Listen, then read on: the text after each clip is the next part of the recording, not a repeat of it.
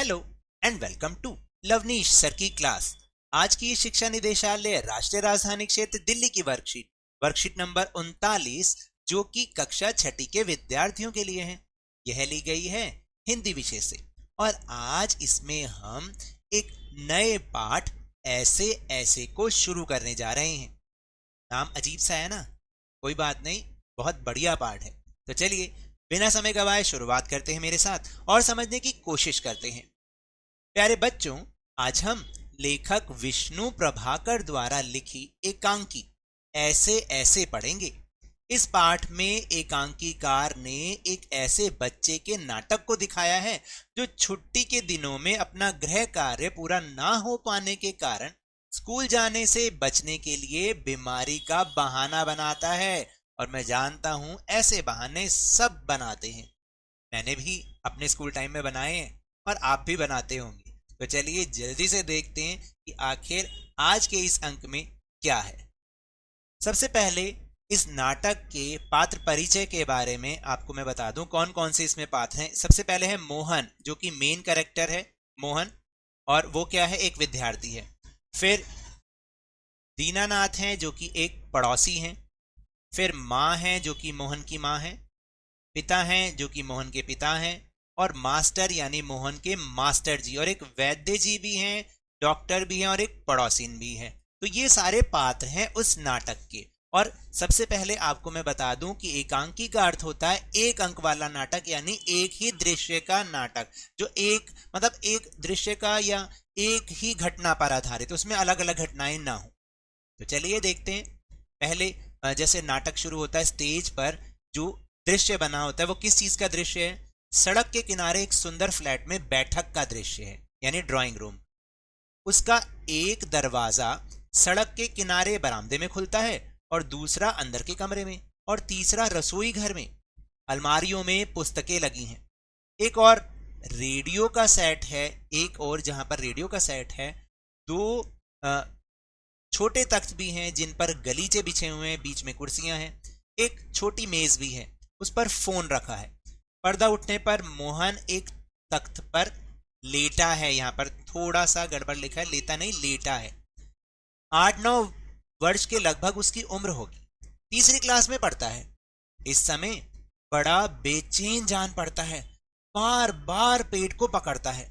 उसके माता पिता पास बैठे हैं। तो ये सारा एक दृश्य है, ठीक है। और अब नाटक शुरू होता है। तो सबसे पहले माँ बोलती है बहुत पुचकार कर, नाना ऐसे मत कर, अभी ठीक हुआ जाता है, अभी डॉक्टर को बुलाया है, ले तब तक सेक ले। चादर हटाकर पेट पर माँ बोतल रखती है और फिर मोहन के पिता की ओर मुड़ती है। इसने कहीं कुछ अंट शंट तो नहीं खा लिया? तो देखा आपने माँ की बेचैनी, क्योंकि जब बच्चे को दर्द होता है ना, कहीं पर भी चाहे छोटा सा दर्द क्यों ना हो, लेकिन माँ हमेशा एक जैसे ही बेचैन होती है, चाहे वो छोटा दर्द हो, बड़ा दर्द हो, छोटी चोट हो या बड़ी चोट हो। कि आपकी माँ भी ऐसे ही होती है ना? बिल्कुल इसी तरह से मोहन की माँ भी परेशान हो रही थी कि आखिर उसने कहीं कुछ ऐसा वैसा तो नहीं खा लिया जिससे उसके पेट में इतना ज्यादा दर्द हो रहा है। तो चलिए अब आज के तो वर्कशीट में केवल इतना ही है। अगले भाग में हम नाटक का कुछ और भाग पढ़ेंगे, लेकिन अब हम बहुत आसान से प्रश्नोत्तर को करने का प्रयास करते हैं। तो ऊपर दिए गए गद्यांश को ध्यानपूर्वक पढ़िए और फिर नीचे दिए गए प्रश्नों का उत्तर दीजिए। बहुत आसान है, देख लेते हैं। प्रश्न 1, एकांकी में अंक होते हैं कितने? 1, 4, 3 या फिर 2? सोच के बताना। अभी ऊपर हमने समझा है, सही उत्तर है 1 अंक होता है, यानी एक ही घटना होती है।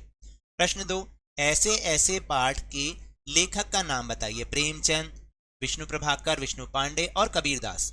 बहुत आसान है। प्रश्न इसका है दूसरी ऑप्शन, विष्णु प्रभाकर जी। फिर प्रश्न 3, दीनानाथ कौन थे? मोहन के पिता थे, मोहन के मास्टर थे, मोहन के पड़ोसी थे या फिर भाई थे? दीनानाथ याद करके बताओ। याद आया? वो थे मोहन के पड़ोसी। फिर प्रश्न नंबर 4, मोहन किस क्लास में पढ़ता है? 5वीं में, तीसरी में, चौथी में या फिर छठी में? सही उत्तर है तीसरी कक्षा में। और फिर उसके बाद 5वां प्रश्न, और फिर पांचवा प्रश्न है, एकांकी में किस जगह का दृश्य है? सड़क किनारे का, फ्लैट का, बैठक का या फिर सभी का? तो इसका उत्तर होगा सभी का, क्योंकि उसमें सभी का थोड़ा थोड़ा पोर्शन दिखाया गया है। जैसे सड़क किनारे एक फ्लैट बना हुआ है और फ्लैट में बैठक बनी हुई है, तो इसलिए हम इसका चौथा ऑप्शन सही कर रहे हैं, सभी का। अब उसके बाद एक गतिविधि, क्या आपने कभी स्कूल ना जाने के लिए कोई बहाना बनाया है? बनाया है तो किस प्रकार के बहाने बनाए थे, लिखिए। तो चलिए एक बार उसको देख लेते हैं। देखिए, वो हो सकता है पेट दर्द का बहाना, सर दर्द का बहाना, पैरों में दर्द का बहाना, स्कूल का काम पूरा नहीं किया इसका बहाना इत्यादि। तो अगर आपने भी कोई और बहाने बनाए हो ना, वो भी लिख सकते हैं, कोई डरने की बात नहीं है भाई, इसमें हमें बताना ही तो है।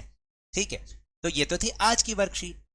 अगर मेरे इस तरह समझाने से अब आपको समझ में आने लगा है तो इस चैनल और वीडियो को लाइक कीजिए, शेयर कीजिए, और अगर आप नए हैं तो सब्सक्राइब भी कर लीजिए। और टेलीग्राम ऐप पर जो हमारा चैनल है लवनीश सर की क्लास, उसको ज्वाइन करना ना भूलें। उसको ज्वाइन करने का लिंक आपको इसी वीडियो के डिस्क्रिप्शन बॉक्स में मिल जाएगा। लेकिन ये भी याद रखें, घर से बाहर निकलते समय अपने खास तौर से स्कूल जाते समय मास्क अवश्य लगाएं, 2 गज अथवा 6 फीट की शारीरिक दूरी का पालन करें, और जब भी आपकी बारी आए कोरोना का टीकाकरण अवश्य करवाएं, क्योंकि कोरोना को हराना है और जिंदगी को एक बार फिर से सुहाना बनाना है। इसी उम्मीद के साथ बहुत बहुत